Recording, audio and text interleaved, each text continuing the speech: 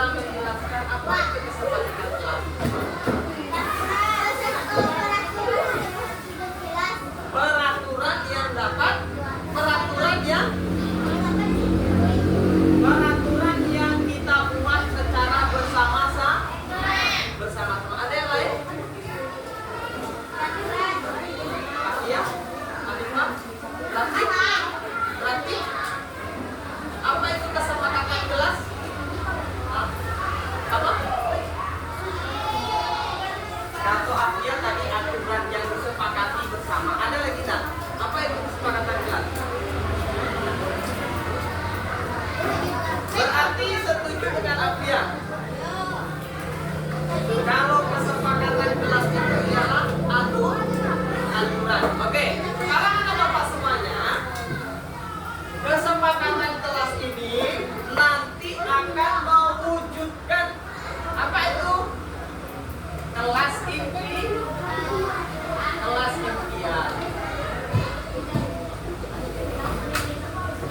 Anak bapak pengen nggak kelas ini menjadi kelas yang kondusif, kelas yang nyaman kita buat belajar? Mau? Bagaimana cara kita bisa mewujudkannya? Ya? Dengan membuat kesepakatan kelas. Oke. Jadi anak bapak semuanya nanti akan bapak bagikan sticky note. Ya, silakan anak bapak buat nanti di sticky note ini. Ya, aturan, kemudian harapan anak bapak untuk lokal kita ini. Contoh, keluar masuk lokal, izin bapak. Apa lagi? Tidak boleh membuang sampah sembarangan atau di laci.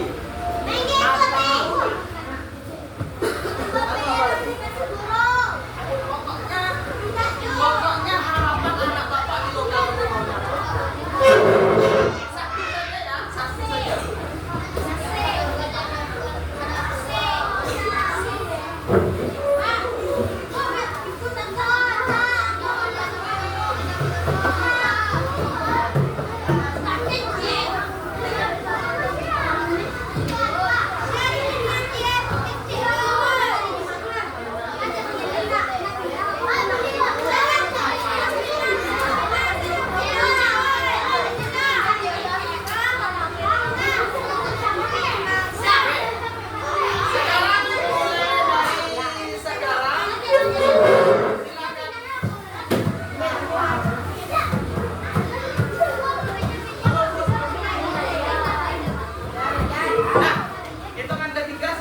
Satu saja ya, satu saja.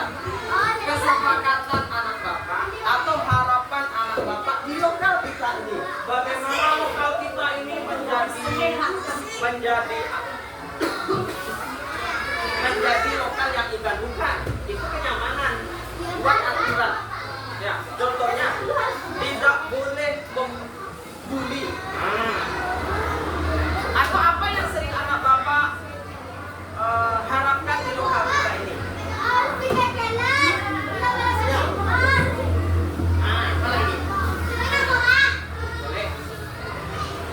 Silakan buat terbilang nanti.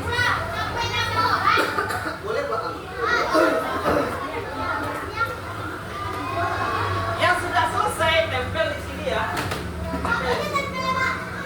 Ada ini gambar.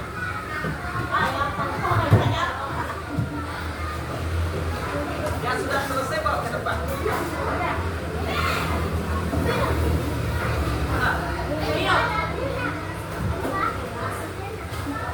Satu saja ya.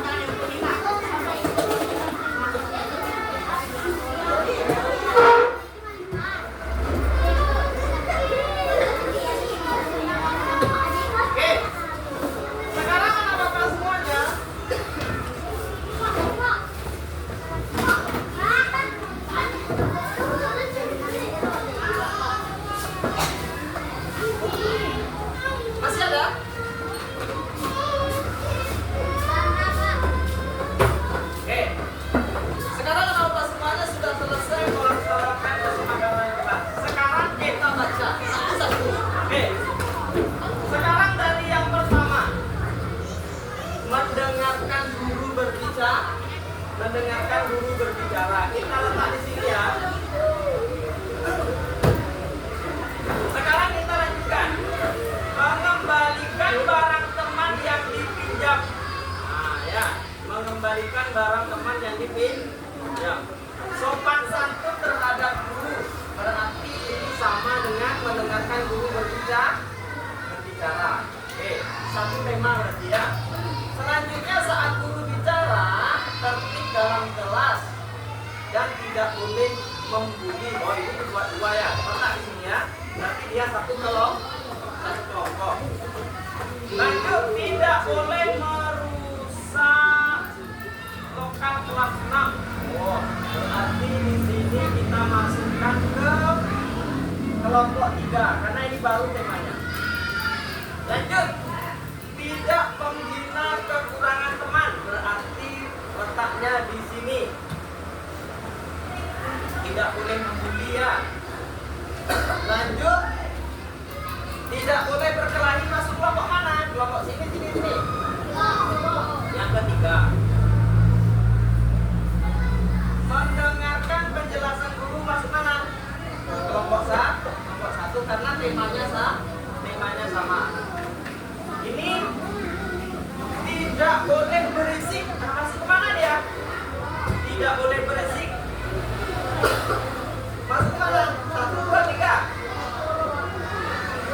Masuk ke kelompok 3. Tidak boleh memulai orang di kelas. Masuk kelompok mana? Kelompok 1, 2, 3. Kelompok 3. Tidak boleh menghina teman. Kelompok 3. Mendengar ketika guru berbicara. Masuk kelompok mana? 1. Oke. Sekarang harus mendengar guru berbicara saat guru menerangkan pelajaran. Masuk mana? 1. Tidak boleh atau dilarang membuang sampah di laci atau di lingkungan. Masuk kelompok mana? Kelompok 2. Kelompok 2. Tidak boleh membuang sampah di laci. Masuk kelompok mana? Kelompok 2. Tidak boleh merusak bingkai kelas. Masuk mana? 2. Tidak boleh berbicara kotor. Masuk mana? Kelompok mana? Kelompok 3.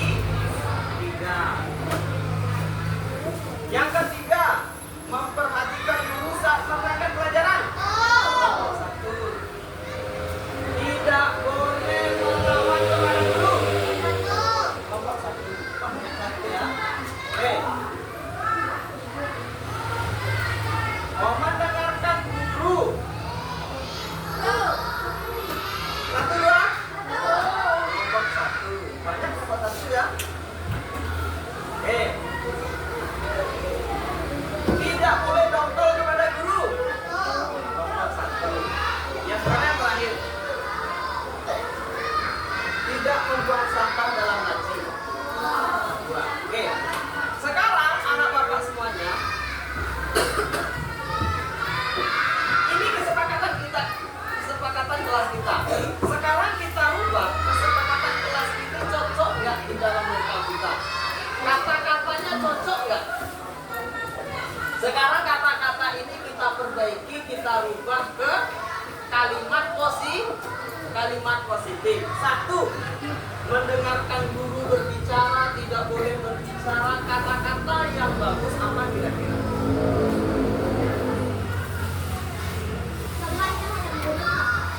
Sopan dan santun terhadap guru.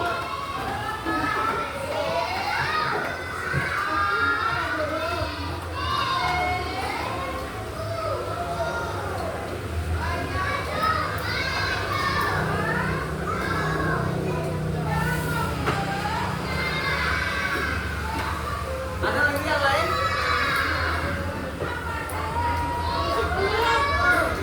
Ini mengenai guru nih. Yang ini yang kelompok 1 ini.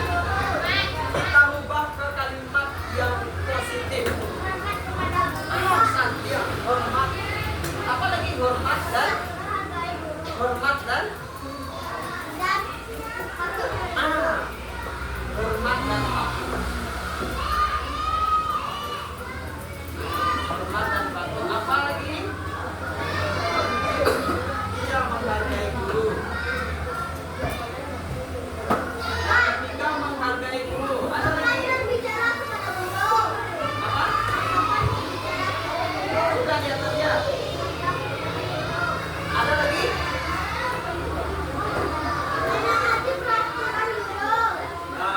Dia sudah masuk ke sini. Ada lagi yang lain? Sopan santun, hormat, menghargai. Ada lagi? Oke. Sekarang kalimat ini sudah baik daripada yang nomor 1 tadi. Sekarang yang 3 ini kita jadikan satu atau kita simpulkan. Apa kira-kira? Mana yang mau kita pakai? 1, 2, 3.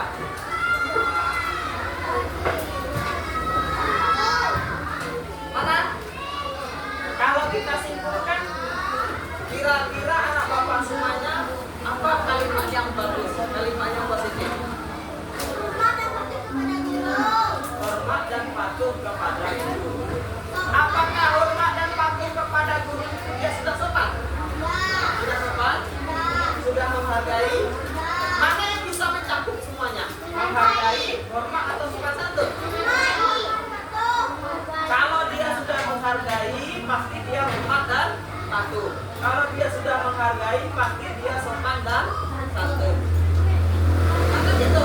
Kalau dia sudah sopan dan santun, pasti dia hormat dan patuh. Pasti dia sudah menghargai. Oke, menghargai guru ini bentuknya apa? Menghargai guru itu kan bentuknya mendengarkan guru saat berbicara, ya kan? Menaati perintahnya, ya kan? Kalau menghargai. Kalau sopan santun masuk nggak dia menghargai? Kalau dia menghargai pasti dia sopan santun. Jadi sepakat kita menghargai dan menghormati. Ya kan? Menghargai dan menghormati.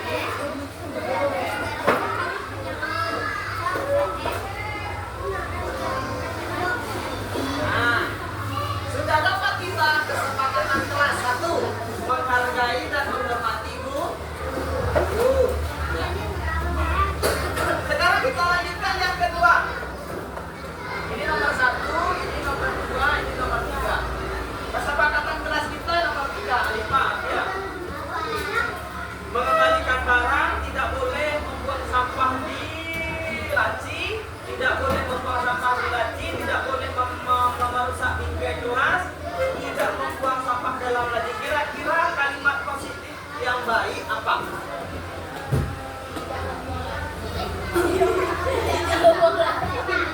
Apa? Hilangkan kata tidak bolehnya. Apa?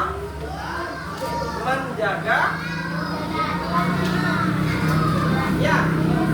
Apa artinya? Apa? Oke, 1 menjaga kebersihan. Ada lagi?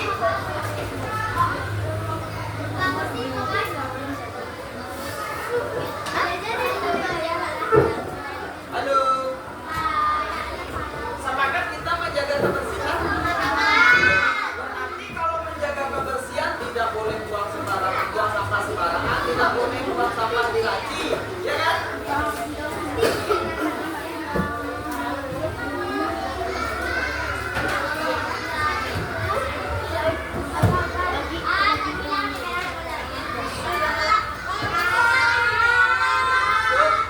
Menjaga kebersihan. Sekarang yang nomor 3 lagi. Yang nomor 3 itu tentang bully. Tidak boleh bully, tidak boleh bertengkar, tidak boleh berkelahi, tidak boleh membuli, tidak boleh bermain. Kira-kira kalimat positifnya apa?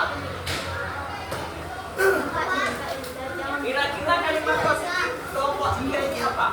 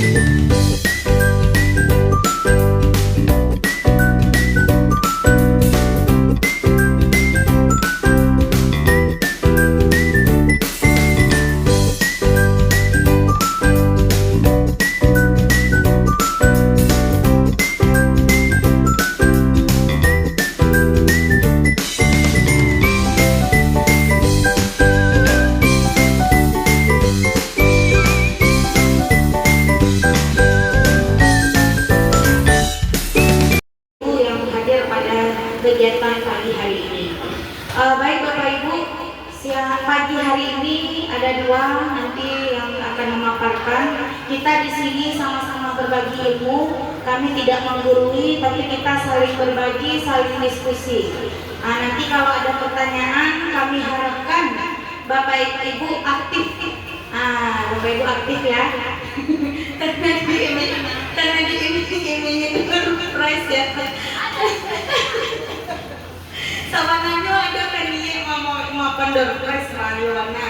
Malam ke Bali tapi hari hujan. Jadi waktu nasi dulu. Karena ada dua yang pada datang minggu depan ada surprise insyaallah. Ya. Karena nanti akan ada beberapa poin yang kita sampaikan, tapi ada dua nanti yang tertinggal. Nah, dua yang tertinggal kita jemput waktu depan. Itu insya Allah sudah ada dari press. Ya Pak Markolis.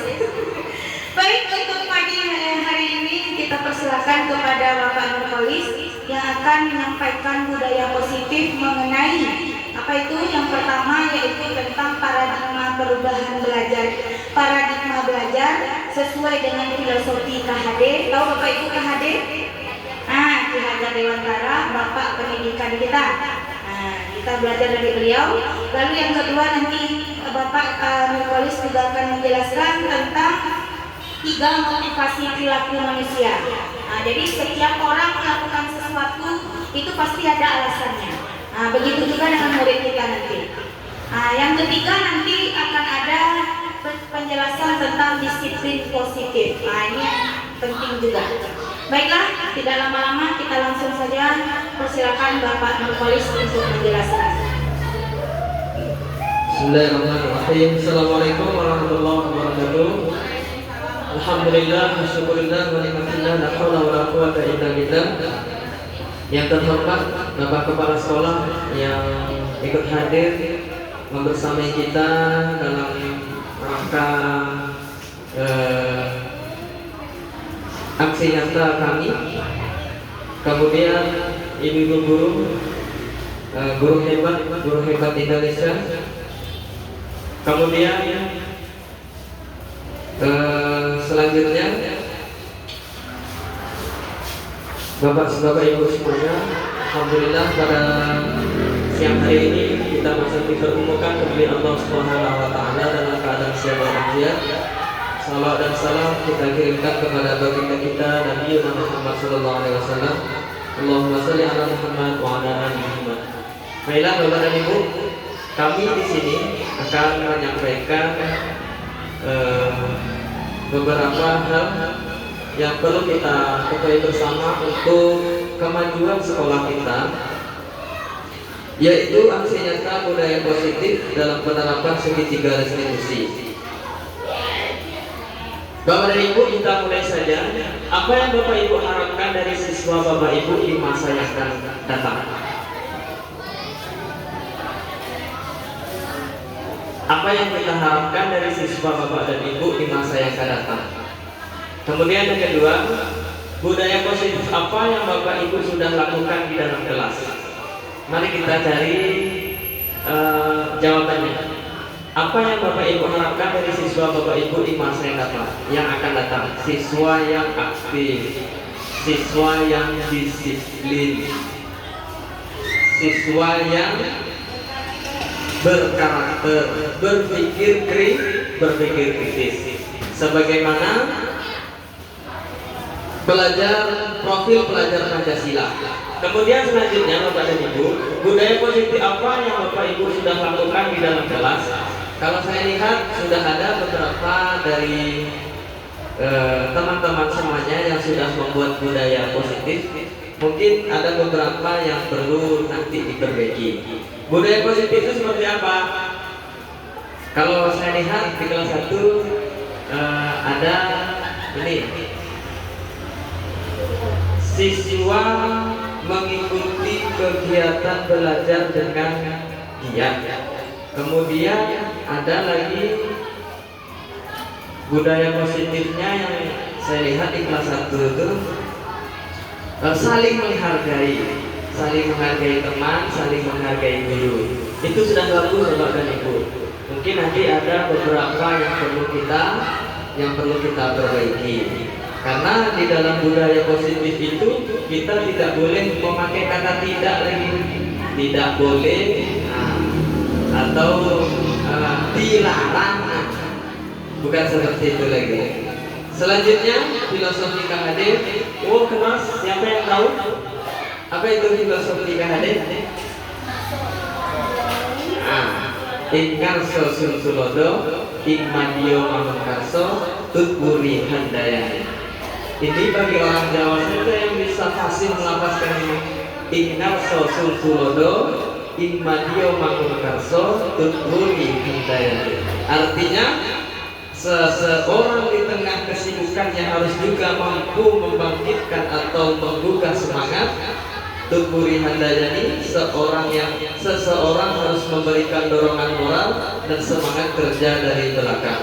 Jadi Ingkarso sulsulodo itu artinya menjadikan seorang pemimpin itu harus mampu memberikan suri tauladan di depan, memberikan contoh, memberikan tauladan yang baik. Ingmadio manungkarso, di tengah-tengah kesibukan kita, di tengah-tengah siswa dan siswi kita mampu membangkitkan atau menumbuhkan semangatnya. Kemudian tutburi handayani, memberikan dorongan moral atau semangat kepada peserta didik kita dari belakang. Jadi kalau kita lihat filosofi KHD di sini yang selama ini kita gaungkan, ya, ini bisa menjadi semacam introspeksi diri kita. Kita sudah sampai di mana? Sudahkah kita menjadi tauladan? Sudahkah kita membangkitkan atau membuka semangat peserta didik kita? Sudahkah kita memberikan dorongan moral kepada peserta didik kita?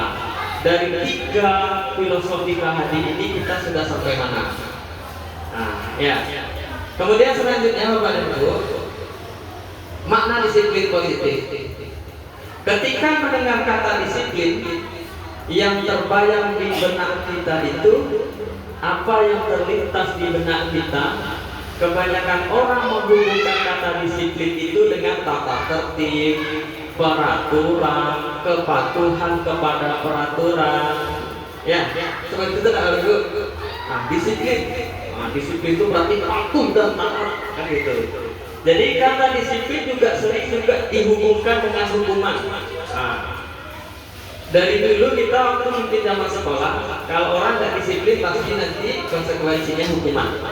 Padahal disiplin itu sungguh berbeda. Karena belajar tentang disiplin positif tidak harus dengan memberi hukuman. Justru itu adalah salah satu alternatif terakhir, dan bila perlu tidak sama sekali kita gunakan hukuman. Dalam budaya kita, makna kata disiplin dimaknai menjadi sesuatu yang dilakukan seseorang pada orang lain untuk mendapatkan kepatuhan. Gimana cara anak itu patuh? Nah, kita buatlah peraturan. Yang melanggar peraturan tidak disiplin. Selama ini itu yang kita lakukan. Kita cenderung menghubungkan kata disiplin dengan ketidaknyamanan. Nah, ya, dengan ketidaknyamanan. Bapak dan Ibu, menurut KHD, nah ini menurut KHD ini, disiplin itu seperti apa? Di mana ada kemerdekaan, disitulah harus ada disiplin yang kuat. Karena merdeka itu artinya bebas mengutarakan pendapat, ya kan? Bebas dalam artian ini ialah bebas terbatas masih dalam payung hukum. Sungguh pun disiplin itu bersifat disiplin, yaitu kita sendiri yang mewajibkan kita dengan sekeras-kerasnya. Tetapi itu sama saja, sebab kalau kita tidak cakap melakukan disiplin, wajiblah penguasa lain mendisiplinkan diri kita. Dan peraturan demikian itu harus ada di dalam suasana merdeka. Di situ Ki Hajar Dewantara mengatakan bahwa untuk mencapai kemerdekaan atau dalam konteks pendidikan kita saat ini, untuk menciptakan murid yang merdeka, syarat utamanya adalah harus ada disiplin yang kuat. Disiplin yang dimaksud adalah disiplin dimulai dari dirinya sendiri yang muncul di dalam dirinya sendiri, yang memiliki motivasi internal. Jadi anak-anak tuh disiplin itu sudah muncul dalam dirinya, bukan dari eksternalnya. Ya, motivasi internalnya. Jika kita tidak memiliki motivasi internal, maka kita memerlukan pihak lain. Pihak lain ini ialah motivasi eksternal untuk mendisiplinkan kita atau yang disebut dengan motivasi eksternal. Karena berasal dari luar, bukan dari dalam diri kita sendiri. Jadi Bapak dan Ibu, menurut KHD, sebaiknya untuk memberikan disiplin kepada peserta didik kita itu, kita tumbuhkan motivasi eksternalnya untuk disiplin. Bagaimana caranya? Dimulai dari kita sendiri. Nah, dimulai dulu dari kita sendiri. Kalau kita sudah disiplin, tentunya nanti akan berdampak kepada peserta didik kita juga disiplin. Karena dimulai dari kita dulu, ingarso suntulodo, memberikan dulu kita teladan. Nah, setelah itu barulah ingmadio mangkarso. Bagaimanapun nanti keberagaman anak, kita harus mampu membangkitkan semangatnya. Nah, kemudian selanjutnya Bapak dan Ibu, selain disiplin itu ada di dalam diri kita, disiplin itu bisa juga kita munculkan dari luar. Nah, itu gunanya kita saling berkolaborasi. Ya, disiplin itu bisa kita munculkan dari luar, yang terjadi eksternal. Seumpamanya sedang apa ya? Sedang lagi mager. Nah, kan itu butuh teman untuk membangkitkan semangat kita. Ya, untuk membangkitkan semangat kita. Bapak dan Ibu, di sini ada nilai kebajikan universal. Nilai kebajikan universal ini yang sudah dilakukan oleh beberapa organisasi dunia. Ya, organisasi dunia. Kalau di Indonesia baru kita buat ya, semacam profil pelajar Pancasila. Kalau di Kementerian Agama itu ada profil pelajar rahmatan lil alamin. Kalau kita di Kementerian Pendidikan itu profil pelajar Pancasila. Kalau di Kementerian Agama itu ada profil pelajar rahmatan lil alamin, PPRA. Kalau kita PLP, profil pelajar Pancasila. Kalau di Kemenak PPRA. Jadi Bapak dan Ibu, ini nilai kebajikan yang diterapkan di beberapa organisasi dunia, termasuk kita di Indonesia. Itu ada profil pelajar Pancasila, beriman, bertakwa kepada Tuhan Yang Maha Esa, berakhlak mulia, mandiri, bernalar kritis, berkebinekaan global, bergotong royong dan kreatif. Ada juga dari organisasi IBO. Ya, bagaimana sikap muridnya? Harus toleransi, saling menghargai antar umat beragama, rasa saling menghormati, mempunyai integritas dan tinggi, mandiri, menghargai, antusias, empati, keingintahuan, kreativitas, kerjasama, percaya diri dan komitmen. Kemudian yang ketiga, itu ada 9 pilar karakter Indonesia.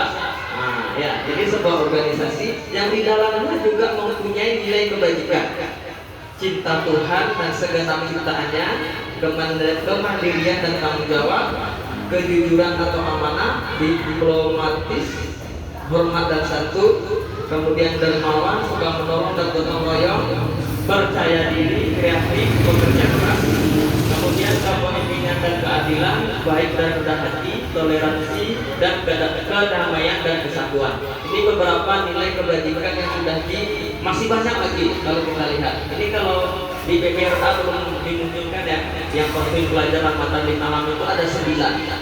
Ya, ada 9 PPRA-nya.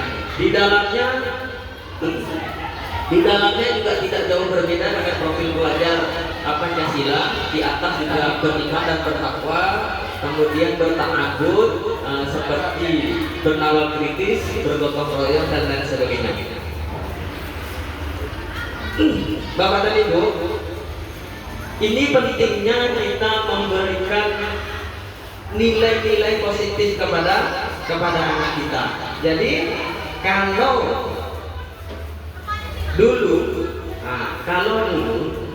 kita itu menghadapi siswa itu dengan cara-cara yang kasar, anggaplah seperti itu. Sekarang tidak lagi, karena tidak urgen pada saat sekarang ini model yang seperti itu. Model zaman ketika kita sekolah dulu, membawa pelacui atau berkata kasar kepada peserta didik kita. Sekarang peserta didik kita sudah berbeda. Nanti bagaimana cara kita menyikapi permasalahan yang ada di peserta didik kita dengan menggunakan 3 restitusi yang akan dijelaskan nanti sama Lupita.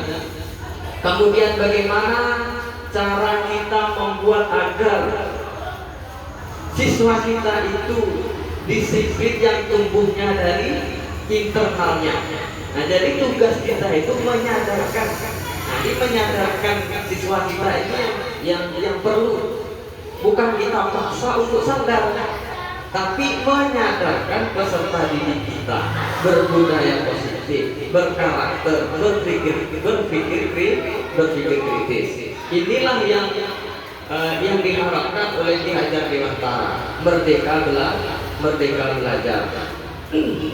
Jadi Bapak dan Ibu, itulah disiplin positif yang perlu kita terapkan di dalam sekolah kita ini. Ya, bagaimana nanti kita menghadapi siswa dan siswi kita yang bermasalah, mendisiplinkan peserta didik kita, karena ini permasalahan ini yang sekarang lagi sekarang kita hadapi. Tidak di mana-mana, tidak hanya di sekolah kita. Anak kita yang kurang disiplin, anak kita yang kurang berkarakter, nah ya kan, anak kita yang kurang berpikir kritis, kemudian masih banyak lagi PR yang harus kita kerjakan. Nah, disinilah kita memahami bagaimana caranya lagi untuk mendisiplinkan peserta didik kita. Bagaimana cara kita menghadapi peserta didik kita yang bermasalah? Hampir setiap hari di sekolah kita ini anak-anak kita bermasalah, ada yang bercakap, ada yang berkata kotor, nah ya kan?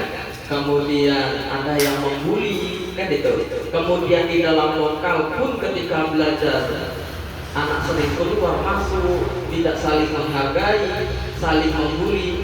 Disitulah nanti kita akan buat budaya positif kesepakatan kelas. Kesepakatan kelas itu ternyata perlu. Jadi nanti ketika anak itu bermasalah, kita tidak banyak-banyak berbicara kepada anak. Sudah tahu kan nak, apa kesepakatan kelas kita? Kan itu ya. Apa kesepakatan kelas kita kan itu?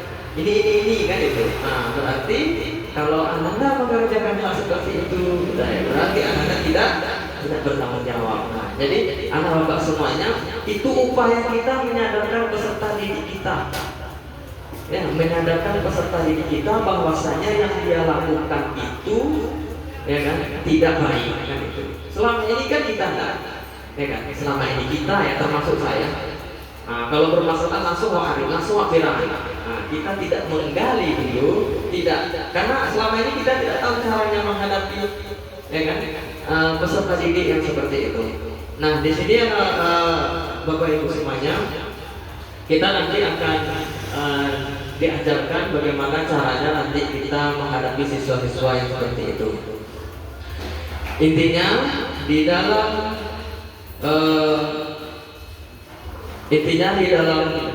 kegiatan pembelajaran kita harus dalam menghayati filosofi Ki Hajar Dewantara ini. Sudahkah kita sampai kepada Tutpuri Handayani? Ya, seseorang yang harus memberikan dorongan moral dan semangat kerjanya dari belakang. Ya. Jadi Bapak dan Ibu, mungkin dari beberapa penjelasan di atas, kalau ada yang mau ditanyakan saya persilakan.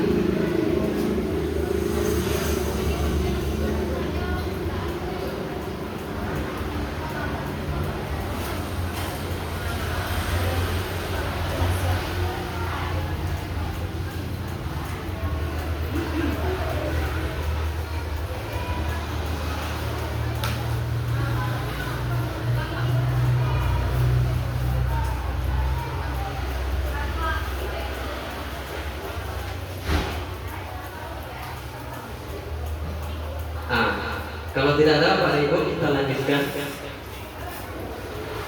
Bapak dan Ibu, ini mengenai hukuman, konsekuensi dan restitusi. Nah, nih. Dalam menjalankan peraturan atau keyakinan kelas di sekolah, bila mana ada suatu pelanggaran, tentunya sesuatu harus terjadi. Untuk itu kita perlu meninjau ulang tindakan penegakan peraturan atau keyakinan kelas atau sekolah kita selama ini. Tindakan terhadap suatu pelanggaran pada umumnya berbentuk hukuman atau konsekuensi. Jadi Bapak dan Ibu, dalam modul ini nanti kita akan diajarkan apa itu hukuman, apa itu konsekuensi, dan bagaimana caranya menghadapi anak-anak yang bermasalah dengan menggunakan 3 restitusi ini ya.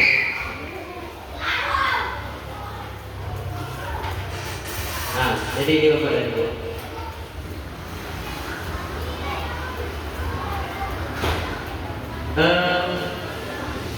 Sebelumnya Bapak dan Ibu, apa beda hukuman dan konsekuensi itu?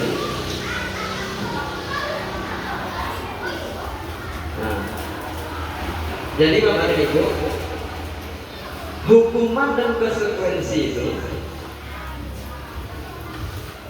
kalau hukuman itu nanti ketika anak kita bermasalah, kita beri hukuman, ya kan?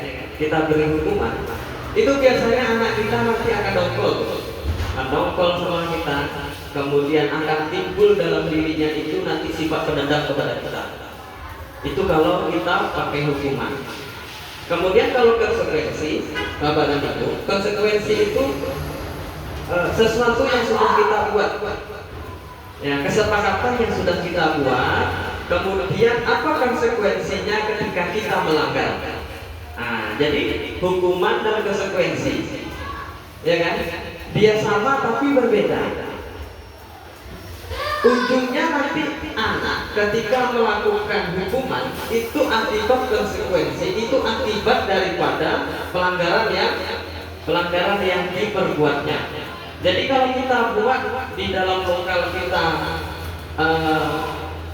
seperti menjaga kebersihan, ternyata anak buang sampah sembarangan, berarti Bapak dan Ibu, anak nanti kan akan kita beri hukuman tuh. Tapi sebelum itu kan kita buat konsekuensinya. Ayo, konsekuensinya seperti apa nanti ketika anak membuang sampah tidak pada tempatnya. Jadi Bapak dan Ibu, semuanya harus kita sepakati bersama. Harus kita sepakati bersama. Ketika nanti anak tidak melakukan sesuatu yang sudah kita sepakati, berarti ada konsekuensinya.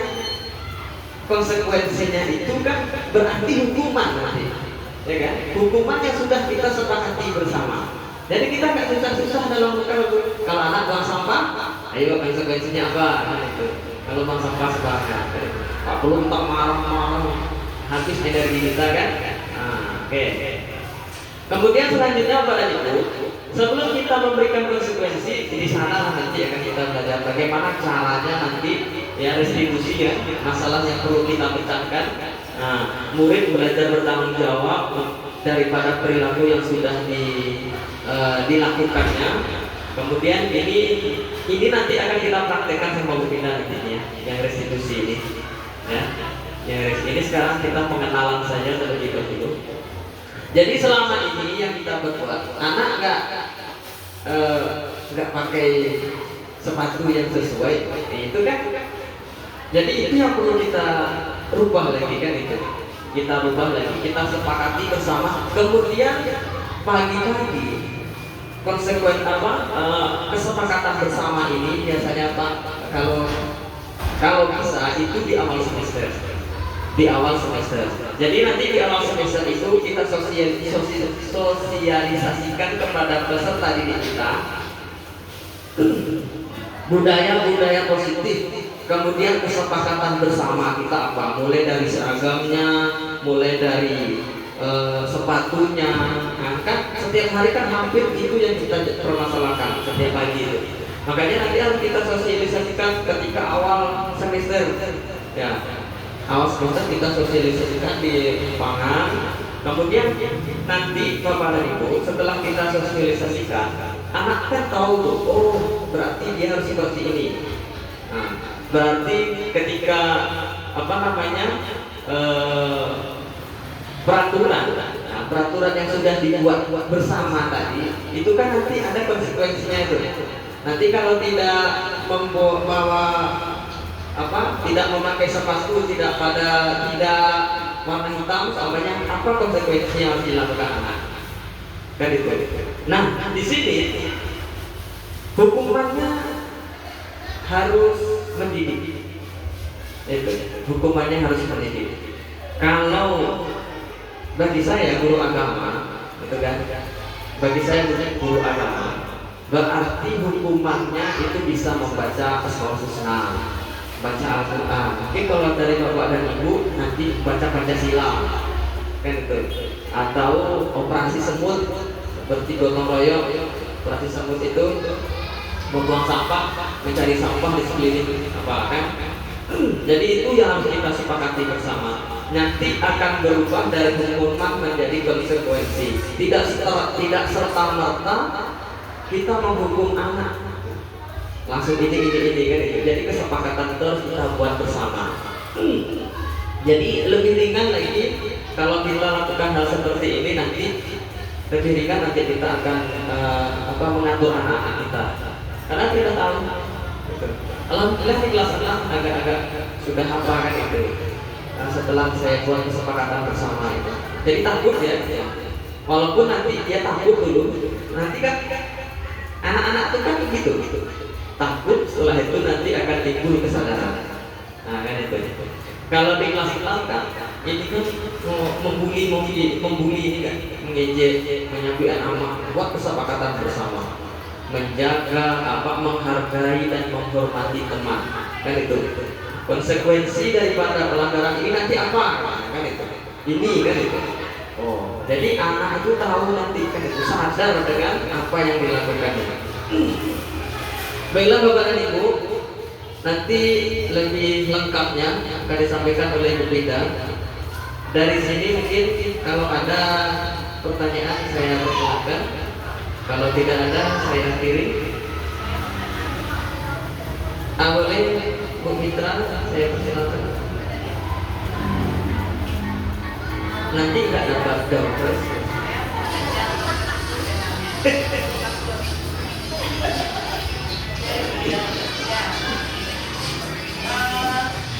Assalamualaikum warahmatullahi wabarakatuh. Saya mau tanyakan yaitu tentang disiplin positif kita yang ada di lingkungan sekolah kita. Dari awal sekolah ataupun dari saya sudah mulai ngajar di sini, kita menerapkan disiplin positif. Semakin banyak kita menerapkan disiplin positif, saya lihat begitu juga anak yang melanggar. Kita tidak boleh memberikan hukuman, tetapi kita hukuman contoh balapan, WC, sekolah sudah diganti sekarang. Bapak, kalau yang terlambat, anak-anak Bapak kemarin saya lihat kan Bapak suruh membaca peraturan. Ternyatanya masih juga banyak yang terlambat. Boleh. Satu. Yang kedua, tentang berpakaian kemarin, Bu Indah sudah yang kabar kali lah 3 kali misalnya pakai kok enggak dipakai. Bagaimana solusinya sebenarnya? Baik. Ini nanya kenapa? Iya. Ini sebenarnya begini nanti, tapi nggak apa-apa saya sedikit jelaskan nanti. Jadi Kak Bit, sebagaimana yang saya sebutkan tadi, bahwasanya disiplin positif kita itu harus kita sosialisasikan kepada peserta didik kita. Ini memang benar ya, sampai kepada anak, sampai anak itu paham, kan itu, sampai anak paham bahwasanya kita pergi sekolah itu harus berpakaian rapi, bukan tidak boleh malah itu kan, itu bukan disiplin, bukan positif kan, tapi positifnya kita masukkan berpakaian rapi, kan itu. Jadi setelah kita sosialisasikan kepada peserta didik kita, nah ini kita tetap ada hukuman kan, tetap ada hukumannya. Nanti berbeda hukuman itu nanti menjadi konsekuensi daripada pelanggaran yang sudah kita buat. Konsekuensinya apa ketika nanti anak itu melanggar? Makanya kesepakatan telah kita sama-sama buat, kan itu. Seperti kalau anak berpakaian, dan ini kan kita sosialisasikan kepada orang tua murid. Makanya ini perlu kan itu. Selama ini kan kita enggak kan itu. Selama ini. Tentang kedisiplinan, contoh kemarin itu waktu rapat sudah waktu bapak pertama waktu sosialisasi dengan murid, waktu itu saya dengar bapak sudah menyampaikan peraturan sekolah di sini. Iya. Iya. Jadi nanti bukan berarti kita nggak boleh memberikan hukuman dan penghargaan kepada anak, tetap ada. Cuman beda yang hukuman dan konsekuensi itu. Kalau konsekuensi peraturan yang sudah kita sepakati bersama, kalau hukuman itu, ya kan? Kalau hukuman itu tidak ada kesepakatan bersama. Itu tidak ada kesepakatan bersama. Jadi nanti ketika contoh seperti ini yang sudah dilakukan sekolah-sekolah lain, kalau anak berpakaian tidak lengkap, itu biasanya kalau di SMA 3 itu ditelepon orang tuanya, guru piket ya, ini tugas guru piket tapi tugas guru piket telepon orang tuanya suruh antar, kan itu peraturannya, suruh antar ke sekolah. Apa yang tidak dipakai, contohnya kalau dia pakai sepatu putih seperti kan, suruh antar sepatu hitam. Itu kesepakatan kita bersama tuh. Jadi ketika nanti anak ini caranya bedanya hukuman dan konsekuensi kan. Ketika nanti kita memberikan hukuman, anak tidak dongkol sama kita kan. Sebenarnya itu yang kita harapkan. Tapi kalau nggak ada kesepakatan seperti itu, anak dongkol kan. Nah, jadi menghilangkan kedongkolan yang terjadi pada anak, kita kan menghamba kepada anak nih, anak nomor 1 nih. Kan itu, menghilangkan anak itu tak dendam kepada kita. Ini ya, nanti kalau sudah kita ketemu di jalan kan, baik itu ibu batal apa? Itu kan menghindari itu. Jadi kalau ada hal yang semacam itu, kita menghindar dari itu. Ayo, kesepakatan kita bersama kemarin apa? Kalau tidak pakai sepatu, kemudian tidak berpakaian rapi, jemput. Kalau anak kita kan nggak mungkin suruh jemput, ya kan? Suruh antar orang tuanya ke sini. Kan itu. Bisa memang harus seperti itu. Kita tingkatkan disiplin kita. Iya. Tingkatkan kita di sekolah ini. Berarti kalau seandainya dia melanggar, kita nggak perlu memberikan hukuman lagi. Iya. Iya. Dia mau pulang. Benar-benar. Makanya kita buat bersama apa kesepakatan kita. Tapi harus sama anak. Dan orang tua juga harus tahu. Nah, tapi nanti sebelum sampai sini kan, ya kan, untuk menyelesaikan masalah itu kita menggunakan 3 restitusi itu. Kenapa dia berbuat seperti ini? Nah, kenapa dia melakukan seperti ini? Nah, nanti akan kita praktekkan semua itu. Sebelum kita memberi hukuman, memberikan konsekuensinya. Nah, jadi anak itu yang kita harapkan tidak dongkol sama orang. Boleh nggak kita? Karena ada orang kan, oh indah, jadi besok awak santai. Apa konsekuensinya kan ya? Jadi anak ini. Ya. Itu siapa? Hukuman kok, ini berasal dari awal. Kan ada kesempatan anak. Negatifnya banyak tuh. Pertama, kenapa anaknya telah kayak gitu? Itu tadi, karena nyala dengan orang sudah tuh ini merasa hukuman ini ada awak ajak diskusi. Nah, itu pasti akan berulang balik. Kamu tetap pasok kak, ini menghindari dirinya dari hukuman gitu. Dari misalnya dari belang guru lah, makanya itu tadi butuh motivasi internal apa dari dalam. Salah satu yang lakukan kan bilang tepat, nah, oh cuma dari hukuman, ternyata tuh nggak ada, makanya nak ulang karena nggak dari dalam diri juga. Aku nak awak di situ, disuruh main, disuruh CWC, kamaran tanya mama emang. Nah, tapi coba awak kesepakatan awak berdua sama murid dalam kelas gitu. Itu makanya penting banget materi itu. Karena kau akan belajar bukan tinggal lu Iya. Jadi terima kasih Mbak Vita yang sudah menambahkan. Jadi itu tadi ya Kak ya. Nah, kenapa anak-anak tadi selalu mengulang-ulang mengulang-ulang kesalahan. Bahkan itu kesalahannya kan itu. Setelah saya juga baru belajar ini Kak. Kita sama-sama belajar kan itu. Kita sama-sama sharing. Saya juga belajar ternyata seperti ini cara menghadapi anak zaman sekarang gitu kan. Kalau dulu nggak pernah seperti ini. Kita kan pernah seperti itu. lihat mata guru dan melotot mahal itu mana awak ya kesalahan itu. Jangan kan Pak melotot berpapasan dengan guru, kalau bisa kita hindari kan itu. Itu Pak guru kemana guru kan kita bersapu halo Pak kan itu. Nah, itu bedanya dengan zaman sekarang dengan dulu dengan sekarang kan itu. Jadi itulah tadi sebabnya kenapa anak selalu mengulang-ulang kesalahannya kan itu. Itu bedanya kita bukan tidak boleh memberi hukuman ya. Justru malah di kita harus memberi hukuman bagi anak yang melanggar kan itu. Karena dia harus mempunyai sifat tanggung jawab. Nah, sifat tanggung jawab itu harus kita munculkan kan itu. Tentunya kita mulai dulu dari diri kita kan itu. Tentunya kita mulai, makanya di awal-awal tadi kita belajar tentang filosofi KHD itu, ingat sosutoto, imadio mongkarso, tentulihan handayani, yang sudah bertahun-tahun mungkin kita hafal tapi tidak kita terapkan, actionnya mungkin hanya separuh-separuh kan itu.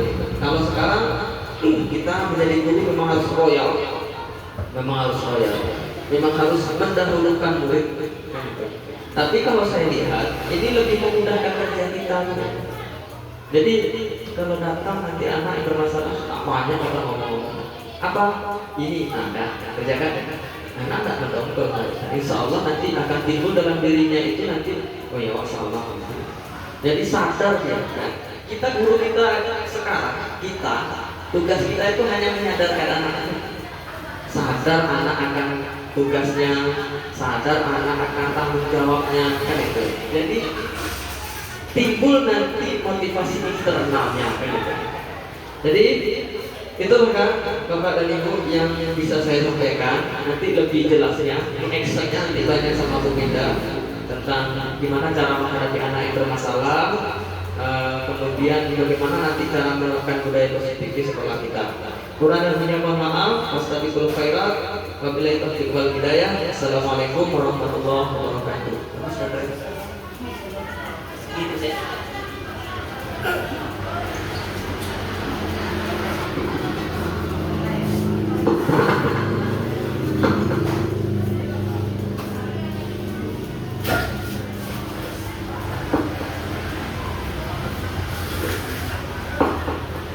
Oke, terima kasih sebelumnya Pak Nurholis yang sudah menyampaikan materinya mengenai disiplin positif.